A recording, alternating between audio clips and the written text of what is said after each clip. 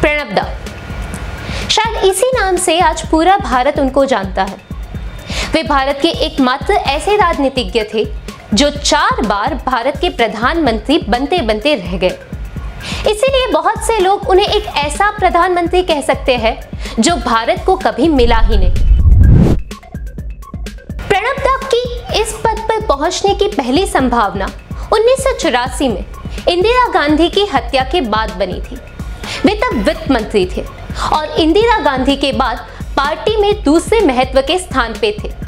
उनकी ख्याति का अंदाजा इससे भी लगाया जा सकता है कि प्रधानमंत्री की गैर मौजूदगी में कैबिनेट की बैठकें वही लेते थे। ऐसे में इंदिरा गांधी की हत्या के बाद स्वाभाविक तौर पर उन्हें कमान मिलने की उम्मीद रही होगी। कहते हैं कि उन्होंने इस उम्मीद को जाहिर भी किया था। हालांकि अपनी आत्मकथा में उन्होंने यह बयां किया है कि उस समय जब राजीव गांधी देश के 6ठे प्रधानमंत्री बन गए तब उन्होंने प्रणब दा के सामने शक जाहिर किया कि क्या मैं यह पद संभाल पाऊंगा, जिसके उत्तर में प्रणब दा ने उन्हें आश्वासित किया और कहा कि हाँ, तुम कर सकोगे और हम तुम्हारे साथ हैं। प्रणब मुखर्जी की शानदार राजनीतिक सफर तब शुरू हुई जब 1969 में इंदिरा गांधी की नजर उन पर पड़ी और उन्हें राज्यसभा में जाने का मौका दिया गया। देखते ही देखते वे इंदिरा गांधी जी के काफी करीब आ गए और इंदिरा जी ने उनके लिए कहा था कि प्रणब दा काफी रहस्य अपने तक रख सकते हैं। अगर उनके मुंह से कुछ बाहर निकलेगा तो वह है पाइप का धुआं। उनके इस सफर में ढलान तब आई जब उन्होंने अपनी महत्वाकांक्षा जाहिर की और जिसकी उन्हें कीमत भी चुकानी पड़ी। राजीव गांधी ने प्रणब मुखर्जी को न सिर्फ अपने मंत्रिमंडल से बाहर रखा बल्कि उन्हें राजनीति की मुख्य धारा से भी बाहर कर दिया।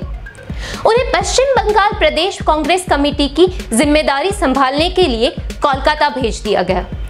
उससे खफा होकर उन्होंने पार्टी छोड़ दी और 1986 में राष्ट्रीय समाजवादी कांग्रेस बनाई। लेकिन 1987 के राज्य विधानसभा चुनाव में उनकी पार्टी की बुरी गत के बाद उन्हें एहसास हो गया कि यह राह उनके लिए नहीं है। सो उन्होंने राजीव गांधी से संवाद के टूटे पुल जोड़े और 1989 में अपनी पार्टी का कांग्रेस में विलय कर दिया। इसके बाद प्रणब दा हमेशा पार्टी के अनुशासित सिपाही रहे। दूसरी बार प्रणब दा का प्रधानमंत्री बन सकने का मौका तब आया जब 2004 में यूपीए की पहली सरकार बनने जा रही थी। सोनिया गांधी ने तब प्रधानमंत्री पद लेने से इनकार कर दिया, तो एक बड़े वर्ग का मानना था कि शायद अब यह पद प्रणब दा को मिल सकता है। संयोग था कि उस साल प्रणब मुखर्जी पहली बार कोई लोकसभा चुनाव जीतकर संसद पहुंचे थे, यानी परिस्थितियां उस दौरान हर लिहाज से अनुकूल लग रही थी।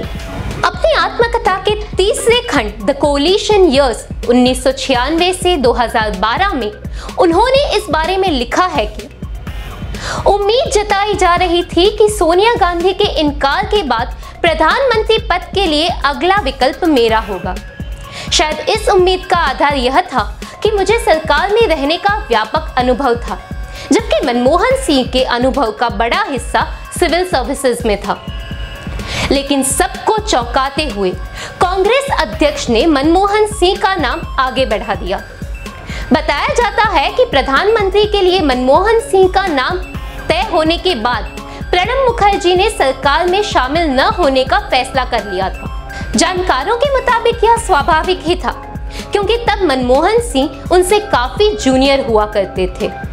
लेकिन सोनिया गांधी ने कहा कि उन्हें मंत्रिमंडल में शामिल होना ही होगा, क्योंकि उनके रहने से सरकार को मजबूती मिलेगी। माना जाता है कि कांग्रेस अध्यक्ष प्रणब मुखर्जी को इसलिए भी सरकार में रखना चाहती थी क्योंकि वह गठबंधन की सरकार थी और प्रणब दा के मित्र सभी दलों में थे। इस तरह प्रणब मुखर्जी मनमोहन सिंह मंत्रिमंडल में आ गए और आने वाले वर्षों में उन्होंने रक्षा, वित्त और विदेश जैसे अहम मंत्रालय संभाले। तीसरी बार प्रणब मुखर्जी के प्रधानमंत्री बनने की चर्चा 2009 में हुई। यह तब की बात है जब आम चुनाव कुछ ही महीने दूर थे। मनमोहन सिंह की बाईपास सर्जरी हुई थी और उन्हें काफी समय तक आराम करना पड़ा था।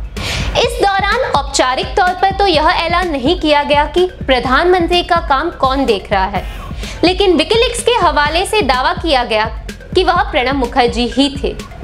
इसी दौरान खबरें आई कि अगर मनमोहन सिंह का स्वास्थ्य जल्दी सामान्य नहीं हुआ तो सिर पर खड़े चुनाव को देखते हुए प्रणब मुखर्जी को प्रधानमंत्री बनाया जा सकता है। हालांकि ऐसा हुआ ही नहीं और वे वह मौका भी चूक गए।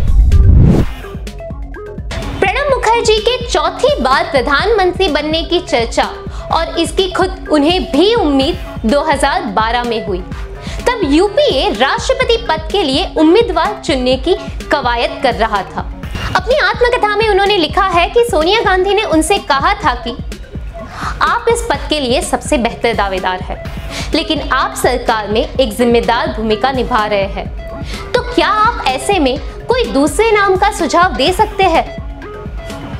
प्रणब मुखर्जी के मुताबिक मनमोहन सिंह को राष्ट्रपति बनाया जा सकता था और उनको खुद को प्रधानमंत्री। हालांकि ऐसा भी नहीं हुआ और वे देश के 13वें राष्ट्रपति बन गए। प्रणब दा आज हमारे बीच नहीं रहे और उनकी कमी भारत की राजनीति को हमेशा खलेगी। इतिहास हमेशा उन्हें याद रखेगा।